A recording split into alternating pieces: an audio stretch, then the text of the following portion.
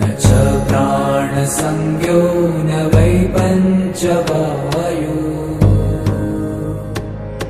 न वा सप्तधातु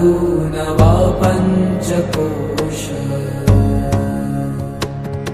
न वा पाणिपादं न चोपस्थपायु चिदानन्दरूप शिवोऽहं शिवो